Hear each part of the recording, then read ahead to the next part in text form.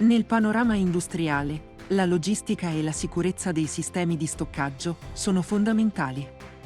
Il corso PRSS Sicurezza delle scaffalature e sistemi di immagazzinaggio, organizzato da Vega Formazione, della durata di 4 ore, si concentra sulle scaffalature metalliche e sulla figura del PRSS, il responsabile della sicurezza dell'attrezzatura di immagazzinaggio. Il programma tratta il quadro normativo e le recenti linee guida del Consiglio Superiore dei Lavori Pubblici per la messa in sicurezza delle scaffalature metalliche.